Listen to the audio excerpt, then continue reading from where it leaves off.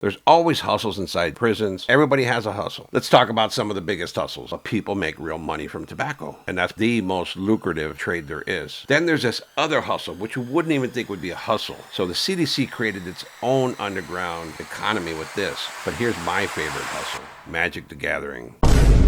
Hey folks, my name's Rene Enriquez, and you are watching Uncensored. How do inmates make money? There's always hustles. There's always hustles inside jails and prisons, in gangs and organized crime. Everybody has a hustle. Let's talk about some of the biggest hustles though. The biggest money maker in prison is cell phones. In CDC alone last year, 13,000 phones were confiscated. That's a lot of phones. And they got to be coming from somewhere, right? Obviously, they're not bringing them in through the visit. There's no way possible that they could bring a cell phone through a visit because they go through metal detectors. So let's eliminate that aspect of it right now. Because I've always heard the assertion from CCPOA, that's the California Correctional Peace Officers Association, that inmates' families were bringing in phones through visit. And that's just farcical. That is poppycock. That's BS, right? The majority of the phones are brought in through staff members, and that's a reality because the hustle's so good. A cell phone can go from anywhere from $1,500 to $2,500 because they're in such high demand. Most of the people that get cell phones just want to talk to their wives, and they want to do phone sex, and they want to check out porno, and they want to check out movies, stuff that's not available on the inmate tablets. And there's a lot of people that also want to conduct illicit business, illegal activities, gang members and organized crime members that need communication, instantaneous communications in prison. It's how they function, right? This is a huge, huge thing, right? Cell phones are everywhere, everywhere. In one institution, the IGI confiscated that many phones, just cell phone after cell phone after cell phone. In fact, there's even a side hustle with cell phones. Guys rent them out. Say you're in a block and you know that somebody has a cell phone. He'll let you use it overnight for $50. And you can talk to your girl all night long for $50, which a lot of people pay, right? They're going to pay. And so there's a side hustle for the phones as well. But that's the biggest hustle. There's a couple different ways they come in. They come in through staff, dirty staff, right? There are some people who throw stuff over the fence to the lower security support services workers on all prisons. Most major prisons have support services, which is the camps outside the level ones. And those are guys who clean the grounds and clean the visitor restrooms and are landscapers and do all the stuff to maintain the prison. But those are low security inmates. They take those packages that are left behind by designated people in trash cans or thrown over the fence. And then they are delivered to the prison proper with the trash crew or any number of ways. But I remember that stuff used to come into the trash crew. Guys in the trash crew would drive from facility to facility to facility emptying out trash cans. And they drive a big trash truck, a regular trash truck, and they're inmates driving all throughout the prison. And those inmates are allowed to move stuff. Well, they're not allowed to. They move stuff from prison to prison to prison. There's a number of different ways that it can happen, right?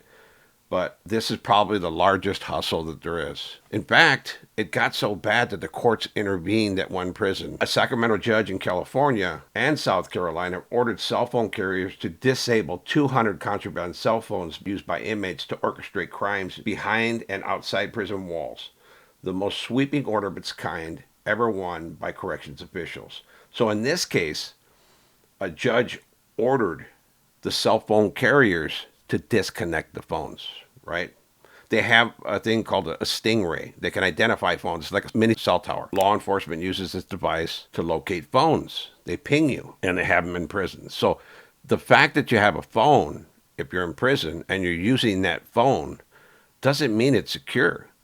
It means they're listening and recording to every call, even without a warrant. So these Stingrays locate the exact location of those phones. They know every inmate cell phone that exists.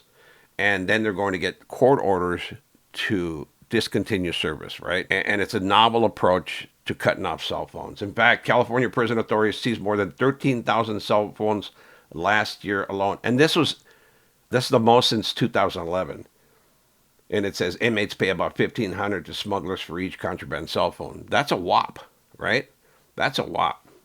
But it's not really, an iPhone costs about $1,100, $1,200. So you're not making much profit. I'm thinking they have little flip phones. They have little Galaxies or something like that. If I was in prison, I want the best phone possible. But imagine hiding that iPhone 17 Pro Max. Imagine sticking that up your Yahoo to hide it. My God. But there are guys that do it. They could handle that. Remember our old buddy Blue in the AB piece, right? He stuck those 2 deodorant bottles up there. Guys have amazing capacity to hide stuff up their Yahoos. I just don't think I can handle that, bro. They're just going to have to catch me. I'll just buy a new one. Because yikes. Yeah, so the courts intervened in this novel approach in California. This is Salinas Valley State Prison. It's like, even Charles Manson had cell phones. Even Charles Manson, the cult figure, had cell phones. Everybody has a cell phone. This isn't a secret here. Everybody's got cell phones. This isn't a secret here. Everybody's got cell phones. And that's probably the biggest hustle. It derives the most money, right? Besides the obvious one. We're going to get to that next, right? Everybody's got to survive in there, right? You got to eat. You have necessities. And how do you meet that, right? And if you got a little game, you got a little ingenuity, a little bit of innovation, you come up with a product that sells, that people want, that people need. Everybody remembers the movie Shawshank Redemption. And remember the hustle man there. He was the guy you went to who could get anything you wanted. And it could be a number of guys. Like one guy you can go to for a haircut. One guy you can go to for trash bags. One guy you can go to for paint. But there are hustle men everywhere in prison. So they come in not through the visiting room. We've already disproven that myth. They don't come in through the visiting room. There's no way that can happen. Just a physical impossibility. Unless they've found some way to beat the metal detectors. And even then, say a wife coming to a visit or a conjugal visit, devised a way to get past the metal detectors.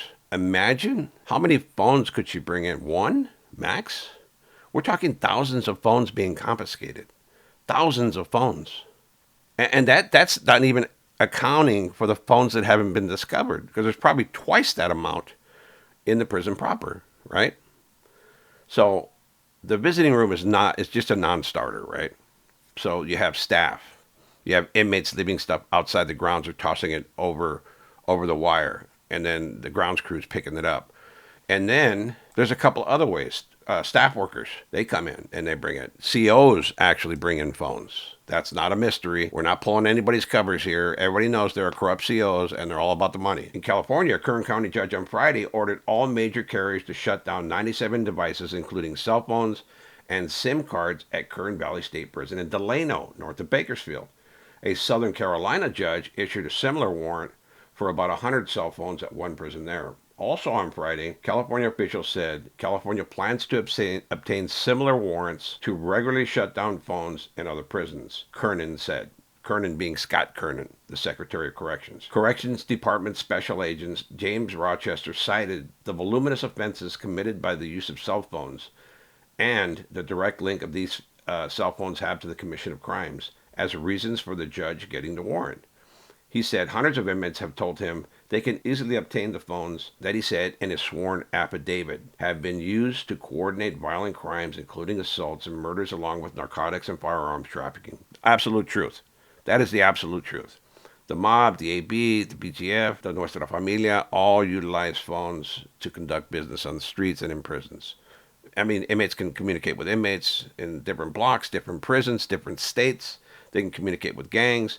And they utilize cell phones for this. So I'm thinking they're going to use the Stingray. Stingray is a device that acts as a mini cell phone tower and directs all calls to it rather than major carriers. It circumvents the major carriers, and it allows authorities to identify the cell phones and then go get warrants to get them shut down, right? Not only that they can record everything that's going on. So it's not so secretive. You having a cell phone or an inmate having a cell phone is not the big secret that it once was, because these used to be secretive. And inmates would use spoofing apps. They would use texting with disappearing messages, and they thought that they were circumventing federal authorities. Well, let me tell you, you're not. That's all retraceable. And it's all in discovery. It all comes out in discovery. Everything you're saying and doing on those cell phones, Your phone's going to be seized. That SIM card, that account is going to be seized, and everything's going to come up, and all your stuff is recorded. So, surprise, surprise. And here's a way that cell phones get in too. They use drones. They use drones to drop off massive amounts of contraband, 5-10 pounds of contraband at a time. In fact, look at the size of that drone. It's the width of a hallway. And what is the primary product it has there? See all those bags? That's tobacco. Those are half pounds of tobacco. And tobacco has a huge premium in prison.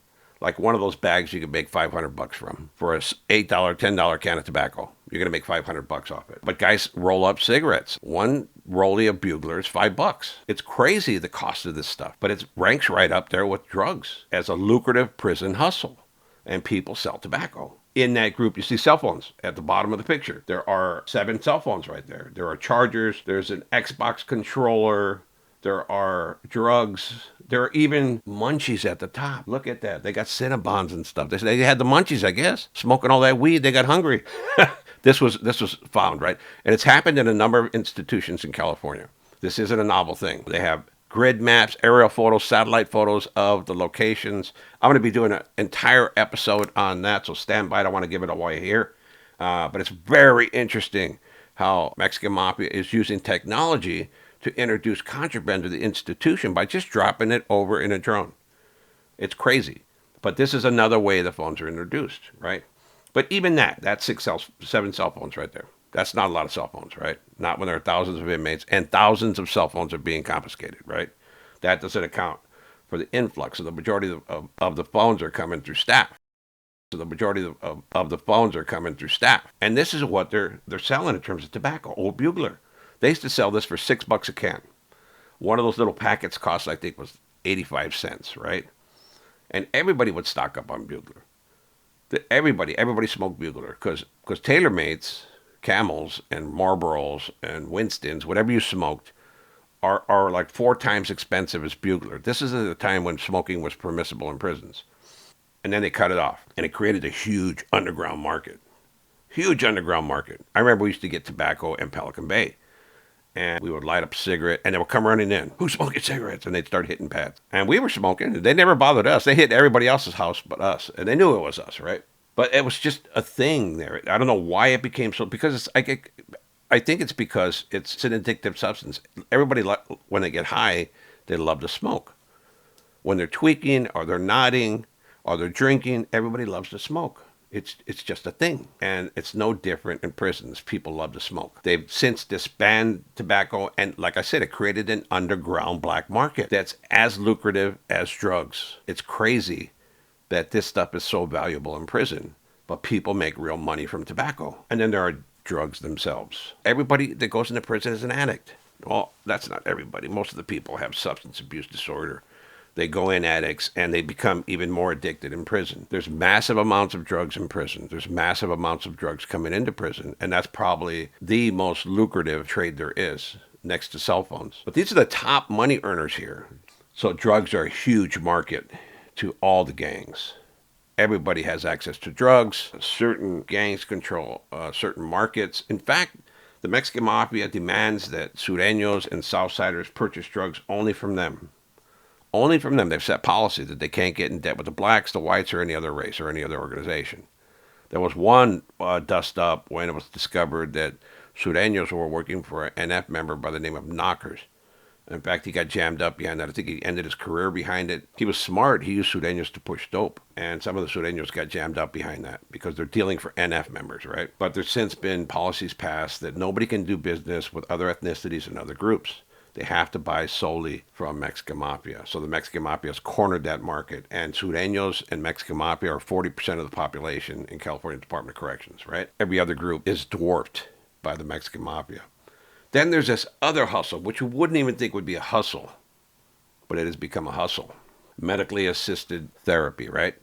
So it's a substance abuse treatment program. They have this new thing that if you go to NAAA and you go to the doctor at the prison and say, I'm a former addict and I have the urge to get high. It might be a little bit more stringent than that. You have to say, I used it this time or that time and I don't want to get high anymore. They give you this drug. It's called Suboxone. It's a little tiny strip of tape that you put on your tongue and it gets you high.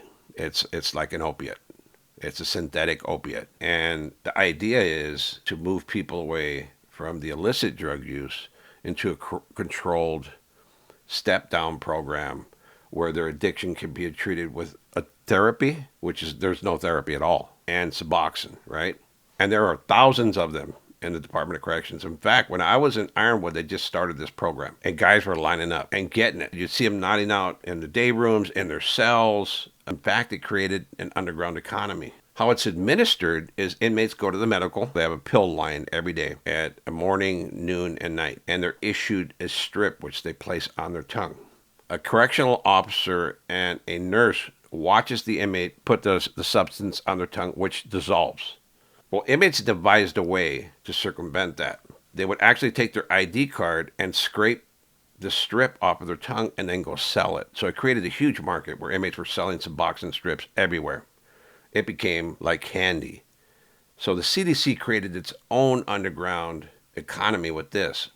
In fact, the Mexican Mafia has recently begun prohibiting inmates from using Suboxone because it cuts into their heroin sales. These guys are getting high legally, and the Mexican Mafia is not able to sell its product, so it's prevented inmates from utilizing Suboxone. It's crazy how all this stuff revolves around the prison gangs and how they make money off it or how they lose money off of it. This is all about money, folks. Everything you see, everything I've shown you is all about prison gangs making money off these substances, these items, and how they generate real money. And we're talking about, one strip of this can sell for as much as $20, and it's given to you free every day, right? In fact, you cut that strip into 4 pieces and sold that way. Some guys are as high as 24 milligrams per dose. So they can cut that into multiple pieces and sell each piece for $20-$30. And that's the state of California, the Department of Corrections, giving them that money, giving them that dope to sell to inmates. And other inmates are absolutely addicted to this stuff. Absolutely. And I heard the withdrawal symptoms on Suboxone are really, really bad, like worse than heroin, because it's a stomach Jones. A Jones is like an addiction, right? That's the old-time phrase. I think I'm aging myself right here. So you get this stomach habit rather than the intravenous habit, which is more difficult to withdraw from. So those are the main hustles right there. Those are some of the main hustles. And some of the common ones everybody knows about: dope, tobacco, phones, and the lucrative money that's being made.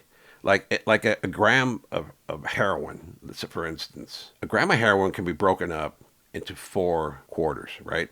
And here's the thing. Most people cut it into 5 pieces. They cut it into fifths, and they sell the fifths as quarters. And you could sell each quarter or each fifth for $100. $100. That's $500 per gram of heroin. What you're paying maybe $20 for. What you're paying maybe $20 for. Those are astronomical profits. And there's no cash money anymore. It's all done virtually. You could Zelle money, you could Green Dot money, you could transfer it via Western Union, there's Cash App, there's Venmo, there's everything that inmates use to transfer money. Paper money is not a thing anymore in prison. It's too bulky, it's too hard to hide, it's too hard to move. So everything is virtual now. So there's massive amounts of cash moving back and forth between inmates who deal in these substances, even tobacco. But you got guys making astronomical amounts of money who are dealing drugs and don't mind spending that money because it's a pittance to them. That's one sale, and they want their cigarettes. So you see, it's all cyclical. It's all intertwined. Really Byzantinian, but I mean, it makes sense in the end. One of the most common hustles is Commissary. And there's a couple hustles here. The first one, let's say annual packages. This is a typical pre-purchased annual package that your family can purchase for you, and you get 4 a year, right? They're not annual, they're quarterly. You can get quarterly package up to 30 pounds full of stuff, plus one special purchase. You can get a television, radio, whatever, tennis shoes as a special purchase, but then you can get Commissary, which is all the stuff that you typically wouldn't buy the typical stuff in the Commissary. You'd buy cakes, and you buy different meats, and you buy cooking stuff, and you fill that up to 30-pound capacity. There's inmates who have nobody to send them packages, quarterly packages. So what they do is they sell their package. And by that, I mean inmates will go to other inmates who are ballers, right? Who are living flush in prison, because there are ballers. They get multiple packages every month. And what they do is they buy that package from the inmate. They say, okay, I'm going to have a package sent to you. And they give that inmate $25, $30 to select. They say, okay, order anything you want for $25 or $30, and they get the rest of the package. The inmate gets his $25 or $30 that's ordered in that package, and the rest goes to the inmate who purchased it. That's one hustle. It's a nickel dime hustle. But it's a hustle. Some people exist on that, right? Some people exist on very little in prison. Some people need a lot. I had a lot, and the people I ran with had a lot. I mean, we were balling in prison, and there's no other way to put it, right? That we had everything we needed. We ate, not in the chow hall. Very, very infrequently we went to the chow hall. We had cooks. We had multiple packages coming in. And I had another hustle that I'll tell you at the end, which is probably one of the most lucrative hustles I've ever been in. And then there's this, that like, this is a pre-ordered package, right? And they're pretty generic in terms of what you get. Most inmates go through a catalog and select the items they want. And these guys really do exist on the money they receive from selling their packages. That and a couple of other hustles they have. Everything is a hustle in prison. Understand that. Everything's about making money and surviving in there. One of the other very lucrative hustles is starting a store. I knew many inmates in every prison I went to that had a store. Now there's the commissary, the canteen is what they call it, where you can go and every month you could spend up to like $300. When I was there, the max was $220. And I remember at a time the max was $35 when I was in the shoe. You could spend $35 and you buy all foodstuffs, your toothpaste, whatever you needed, and everything was removed from its containers and placed in paper bags and cups. It didn't look like this image here, the guy laying on the floor in front of all his commissary. It didn't look like that. It came to you in plastic bags and paper Dixie cups, because the shoe had really strict guidelines on what you could receive. You could receive no plastic, no staples, no tape, no nothing, right? And they didn't want you to have any of that. Some cops didn't care. They just gave it to us. Boom, boom, boom, boom, boom. Other cops went through the process of, when issuing your canteen at the pod door, take everything out of its containers, which is time consuming for all of us. But that's how it was. But inmates have these stores, right? They buy $500 to $1,000 worth of store. And at the end of the month, because canteen runs for a specific period, from first draw, second draw, and third draw. First draw is the last two numbers in your C number, 00 to 33. Second draw is 34 to 66, and third draw is 67 to 99. If your C number, your identification number, ended in those numbers, it determined which draw you went to for the store, and you could only go once a month. So, needless to say, at the end of the month, everybody ate up their commissary. Nobody has anything anymore, and there's guys like this that have stores in their cells. And they would give you an item, anything of your choice, or multiple items, but the agreement is that you pay back 2 for 1. If you got 1 soup, you have to pay back 2 soups. If you got two candy bars, you had to pay back 4 candy bars. And it was very lucrative. These guys ended up with massive amounts of store in their cell. And there were also lockdowns, where there was no canteen for months at a time. That's when the guys in the store really made their money, because they jack up prices. And people would pay it. Everybody needed coffee. Like, coffee was a premium. That was the premium item in the store. During a lockdown, 2-3 months, nobody has coffee. They give you a jar of coffee, and they want 3 in return. That's 3 for 1. That's crazy. That's a 200% profit if you're looking at it, right? And it's all about business. It's all about making money. And guys do this. It's really low threat in running a store, because cops don't care. It's not illegal. It's not dope. It's none of those things, right? These are the accepted hustles that don't deal with illicit substances, illegal contraband. Cops turn a blind eye to it. The only threat is that when somebody doesn't want to pay. I've seen multiple store guys get burned straight out, that people tell them flat out. Because it's usually the geeks and the nerds that run stores. It's the geeks and the nerds that think it's a safe hustle, and somebody will come along, a bully will come along and tell them, I'm not paying you. And they take that loss. But in the grand scheme of it, it's still an acceptable loss. I wouldn't have took the loss. I'm not going to have somebody coming up to me and telling me they're not going to pay me. And these guys that ran these stores typically just ate the loss, right? The next hustle is postage. Believe it or not, it's a real hustle. Postage stamps. How? How could that be? Well, this is legal tender. It's money. You could take a full book of stamps to the post office and redeem it for cash. That's the hustle. So inmates would buy these postage stamps, these entire books. They wouldn't take single stamps, and they wouldn't take a book of stamps that had one missing. It had to be an entire book of stamps, which is usually 10 stamps, and I think they sell for $13.60. And they give up like $7, like half the price, right? So it's 100% profit for the guys buying books of stamps. And these are a medium of exchange. These are currency in prison. You can go up to somebody and say, hey, here's 10 books of stamp. I want a quarter of heroin, or whatever it is, the substance they're selling, right? And you could purchase drugs with those stamps. But the smart guys bought up all the stamps and have stacks of 200-300 books of stamps and send them out. They'd send them out to the streets, and their families would redeem them for cash. And they're making 100% profit on everything they're doing. I've seen some videos in the feds where guys have like 1,000 books of stamps. It's real currency, and it's a real hustle. It's real currency, and it's a real hustle. But these are just people thinking up ideas on how to make money in prison, and there's 1,000 different ways to do that. Only limitation is your imagination in prison, because there's a service to be provided and people willing to pay for that service. That's what prison is about. That's what the hustle is about. If you think about it, people who do drawings, that's a hustle because they sell their drawings. People want prison art, and they do that. They kick out drawings and they charge crazy amounts. I've seen guys charging $200-$300 for a piece of their work, which really merits it because they put in like a week, 2 weeks work on it. But stamps are really a hustle. It's a real thing. And prisons all across the United States do it. It's a common hustle everywhere. And every hustle that I've told you about is applicable to whatever state you're in. It's not just California Department of Corrections and Rehabilitation. These hustles exist throughout the United States. I think that they would exist anywhere in the world. Same type of hustles happening in any prison, barring Secot. Those guys get beans and tortillas over there. They don't get commissary. They don't get none of this stuff. So stamps are a real hustle. Another hustle is Pruno. Dudes love to drink, and they give you the items in chow every day. They give out apples. They got rid of oranges and grapefruit because it makes really potent wine. So they canned it, and they figured apples. They're not going to make wine with apples. Yep, inmates make wine with apples. They make wine with ketchup. They make wine with rice and raisins. All those things are available. Anything that ferments can be converted to alcohol, and inmates do it. I used to make some bomb-ass wine. 2 tumblers and you're ripped. Ripped. It's really dependent on the amount of sugar that you're allowed to ferment off and convert into alcohol. Really simple process, right? They sell these big things, 20 ounces for $5, right? I don't know what the price is now, probably twice that.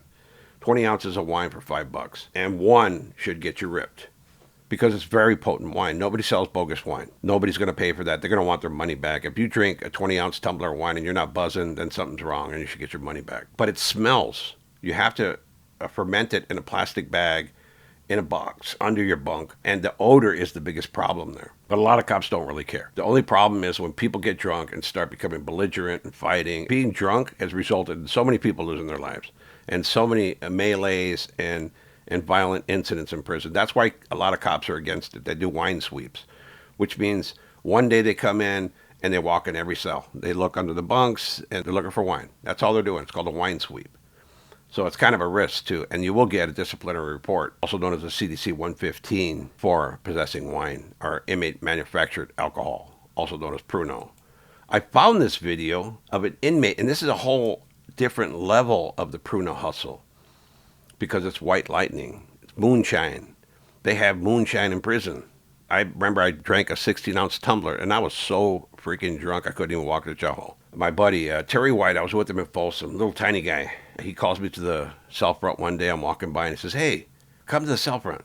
So I come to the cell front. It's all perforated steel, and he sticks out this little straw. The little straw is actually the coaxial cable for your TV. It has all the inside stripped out. And there are guys who used to carry them around in their pocket because they go from block to block looking for wine, and they'd stick their little straw in the door, that coaxial cable, stripped out. That just leaves a black plastic tube, and they would drink wine from it. So Terry calls me to the cell front and says, "Hey, check this out." He says, "I'm going to give you something to drink, but you have to knock it down in one wallop. You cannot stop. You can't come up for air." And he shows it to me. It's a 16-ounce tumbler White Lightning. I said, "Oh, yeah, I can handle that." And I did. I knocked it down. One wallop. Boom, boom, boom, boom, boom. And I'm standing there. I light up a cigarette in front of a cell. I thought, this is nothing, man. My stomach was bubbling and burning because it's like tequila, right? It's real moonshine. And, man, about 5 minutes later, it hit me. And I stumbled a little bit while I was walking away. And by the time I got to my cell, I was ripped. And it was right before count time. So I ended up knocking out of my bed 15 minutes later. Boom! That's how bad it hit me. And I get up for chow, and I'm stumbling. I am stumbling. I'm grasping the locker, and my cellie told me, "No, bro, you can't go. You can't. You're not going to make it." And so I laid back, and the whole room was spinning. I was drunk all night. This White Lightning is powerful stuff, but it goes for a premium. This White Lightning is powerful stuff, but it goes for a premium. Like a 16-ounce tumbler will go for $50 easy. The guys really have stills. It's a distilled wine. They heat it up. It vaporizes. And what comes up in the steam is pure alcohol. And that's the process you're seeing right now. They are pulling off all the alcohol from multiple batches of Pruno and creating White Lightning. That's a huge hustle. The guys love to drink in prison. It's just the way of it. The next hustle is ironing. Yeah, ironing. Guys will Bonnaroo your clothes. They will pimp out your jumpsuit. They will crease them down, and they charge you a premium, like $1 a piece, $1 for a shirt, $1 for pants. There are even guys who do laundry. They will do your laundry for money. And these are hustles. Like, people have nothing. Even if you have a job in the California Department of Corrections, the pay is slave pay. I remember working 30 days a month and receiving $24. You cannot exist on $24. That was my inmate pay. I had an inmate pay number. Some inmates only get like $5 for working in the kitchen, or $7. And they have to exist on that. I mean, you can survive on the prison food they give you. And they give you half a bar of soap every week, and tooth powder to brush your teeth. But they don't give you deodorant. They don't give you all the things that you need. So inmates have to hustle. Some inmates iron clothes. And they're really good at it. I mean, you got to find the right guy so he doesn't scorch your shirts, so he doesn't double crease your pants. But typically it's the little paisas. The little paisas do the laundry and they do the ironing, and that's their hustle. You'll see them out there every day room ironing stuff. And they're getting it, man. They're getting it. They're earning their money. Because in one day, they could earn $20, $30 ironing and washing clothes. And it seems like a minuscule amount, but to those inmates in prison, it's survival. It's the ability of them to go in the cell and have a good meal and use deodorant and have toothpaste and have hair gel and shampoo and all the things they need. They get all the things they need from these minor hustles. And again, the hustle is only limited to your imagination, because it really is just about survival and earning money, right? And there's 1,000 different ways to earn money. The next one is haircutting, barbers. They have these guys who get jobs as barbers. And it's this random thing, right? The inmate assignment office puts whoever anywhere. There's no skill, there's no licensing. So inmates come walking into the block with a barbershop. They have their little smock on and their box of barber gear. And they don't know how to cut hair. All they do is give bald heads. So every once in a while, you find inmates who cut hair really well. Like, there was a guy named Andy who used to cut my hair all the time. And he was the guy. There was another guy before him by the name of Wes. Oh, man, he's a great barber. And I got my hair cut from him on a couple of occasions. But he had such a line that it was hard to get to him. But Andy, he was always free. And he just cut my hair. He didn't cut many people's hair.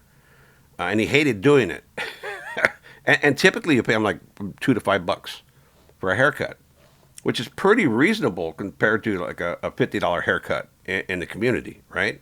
And these guys cut your hair. I used to get my hair cut weekly because I liked a high and tight. But barbering is a real hustle, a real hustle. Some inmates just do it all day long in day room, all day long, and they make a ton of money, right? But here's my favorite hustle, Magic the Gathering. See, I would go to court all the time, and I would bring back boxes, like 3 or 4 boxes of stuff, and I would sell it. And anything from the streets has this huge premium. So I would get exclusive Magic cards. And I'd sell decks for like $500, $200. Some decks sold for $1,000. And these are cards. In fact, I had a crew of geeks there that taught me this game. And they're the ones that got me into it. Hey, bring me these cards back. I'll give you this or I'll give you that. And I bring it back. Sometimes they made it back. Sometimes they did. If somebody dropped something off for me to bring in, I wouldn't touch anything illegal. Nothing illegal. But stuff like this, all they're going to do is take it away when I get processed after I come back from court. So special agents would take me out to court. I would take back some boxes of stuff, nothing illegal. And it was really dependent on the people in R&R processing me in as to whether I received it or not. And I knew most of the cops at R&R, so everything would come in. But Magic cards were one of the most lucrative things I sold. And I went out to court like every 30 to 60 days. So imagine years of doing that, just amassing large amounts of money. In fact, I'd get that money and I'd send it to my girl. I would send her money from prison. And I don't know, for me, it's like, I was never one of those guys that lived off of women in prison. I think that's the weakest hustle there is, because that's a hustle too. Guys put their names on inmate pen pal lists, and then they get women to send them money and stamps and packages, and they're writing to 10 different girls, and it's a hustle, right? It's a hustle. And I thought that was the weakest thing in the world. And I wasn't about to do that. I never did it. And I just figured there's money to be made, and it doesn't have to be dope, and it doesn't have to be something that gets me in trouble. Well, believe me, plenty of inmates would tell on me. They would write kites that said that I was bringing stuff back from court and selling it at huge premiums.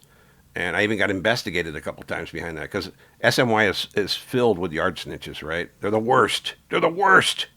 They'll tell on you for anything, an extra lunch. anything to get you in trouble because they hate you. And this was no different. They couldn't get the magic cards because we had an exclusive group we sold to, and we agreed, no, we're not going to sell them outside of the block. We're not going to do this. We're not going to do that. But I got the reputation for bringing in magic cards. And all the nerds from the whole yard at Ironwood State Prison will come to me, Rene, I'm looking for this card, or I'm looking for that card. And you go to the yard and you look at the cards and you trade cards. And it was a huge hustle. Believe me, Magic the Gathering, not only is it a blast to play, because I hung with the geeks, right? I didn't hang around with the gangsters. Gangsters had no interest. All these guys were fake gangsters anyways, right? They weren't real mobsters. They were these PC dropout gang guys, and the guys who thought they were tough, level 20 gangsters. And somebody asked me, what's a level 20 gangster? It's a made-up thing, right? Because they said level 10 gangster, right? That means somebody who thinks they're super bad, right? So there are these guys who think they're super tough. I didn't want to be with those guys. Yeah, I'd lived that life. I know what I could do, and I had nobody to impress. And I loved the geeks. They were like my kids. They were all from the youth offender program, and they taught me this game and Dungeons and Dragons. So we used to play that, and it was an awesome game. But I made a ton of money doing this. The next thing I brought in was Mexican candy. Believe it or not, I made a ton of money selling candy. I'd bring back 30, 40 pounds of candy in those boxes. Like paletas, tubalin, mazapanes, you name it, I brought it back, right? I brought it back. And people loved it because you can't get that in prison. I brought back stuff you couldn't get in prison, exclusive stuff. And people would line up. As soon as I got back from court, people started lining up on my cell. I swear to God. Hey, Rene, what do you got? Let me see what you got. Let me see what you got. And I said, what's your budget? And they tell me $300. And I just start throwing stuff in the bag. Boom, boom, boom, boom. I said, how's that? And yeah, here, go. The next guy would come. What's your budget? Oh, I got $200, bro. Well, I give him a box of mazapanes, a couple of bandanas, everything I had you couldn't get in prison. So it was exclusive, and they would pay it. They would pay this premium. What I paid pennies on, they paid hundreds of dollars for. And it was just a hustle I carved out. And candy was the biggest thing. That was the biggest thing. Everybody loved candy. Of course, I would give plenty away. I would get these bags of Starbucks coffee and sell them for like $50. An $8 bag of coffee for like $50. And people would love it because they never had Starbucks. They saw it on TV. They seen all the commercials, but they never had Starbucks in their life. I said, hey, dude, Starbucks coffee, good coffee. Boom, it would sell. Everything would sell, but candy was at a premium. Every kind of Mexican candy you can think of. Even the banderas, the coconut banderas, the green, white, and red banderas. Chicharrones, real chicharrones. I would bring back stuff we can cook with, too, like real chicharrones and stuff like that. And all this stuff sold. Everything was up for grabs when I came back from court. And that was my hustle. Because not only did I have a blast going out to court, eating good food, seeing family, taking a little trip, but I came back and made a shit ton of money. Some of the more lucrative items were watches. Now, I wasn't bringing back Tissot's and stuff like that, or tags or rollies. Although a couple of people asked for them, some of the ballers, like, hey, if I can get this, can you bring it? I said, nah, it's going to get jacked. You're going to lose it, and that's it. And I'm not going to be responsible. Some people gave me stuff to bring back, and I did make it back with their watches and stuff like that. But I asked for one of my own. If they brought a high-end watch, I wanted a high-end watch. I'd give them their watch, and I'd sell the other watch. So to me, it was completely free. I'd turn around and sell a watch for $500 that cost $75 in the store. Like G-Shocks were huge. G-Shocks were huge. Everybody wanted a G-Shock. I don't know why. I hated them. Those rubber watches, I didn't like them. Another huge item was bandanas. Any color different than blue or red. Even the blue and red ones sold. Every bandana I had sold. You'd buy packets. In fact, I still have a packet of bandanas, of white bandanas, in my drawer right now that I brought back from, I don't know how they ended up in a box somewhere, but I was going through some stuff in storage. And I saw that. It was prepared to be sent to me in prison. And I even found Mexican candy, big bags, like 10-pound bags of Mexican candy. I found all that stuff because there was a package ready to go to me in prison. That when I went to court, I was going to pick it up. My family would bring it to me, and they'd store it for me until I went back to prison. They would put it in their car and drive me back to prison. So I still have some of those bandanas, but they were hot items. One of the next hottest items was water bottles. Water bottles were huge. I don't know why. They wanted pink water bottles, red bottles, purple water. Anything I had that was a water bottle that wasn't a clear prison water bottle that they sell in the Inmate Commissary, they jumped on. I'd get them at the 99-cent store for 99 cents and turn around and sell them for $75, $100, $50. It just depended, right?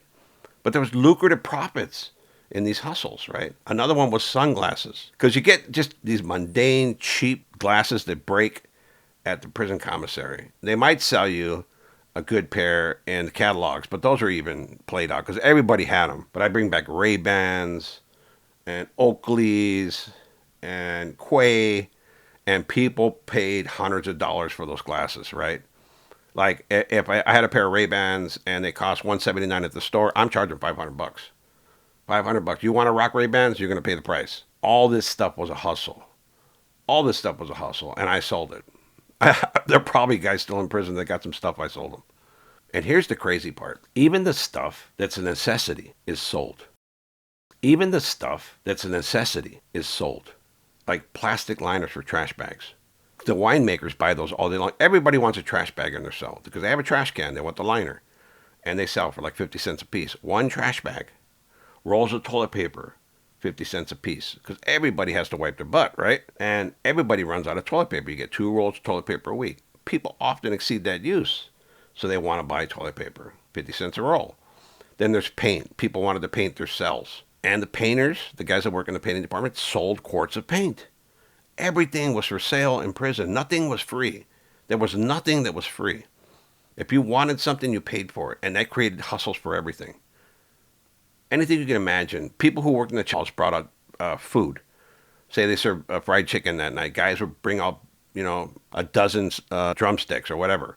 Or a dozen breasts, chicken breasts. And they would sell them. I would never touch them because those guys would put them in their crotch. Just sneak them out. And that chicken's been up on some man's crotch. I mean, there's guys that bought it up. They bought up anything that came out of that chow hall. Pizza slices, desserts, chicken, hamburger patties. And they all came back in some guy's crotch.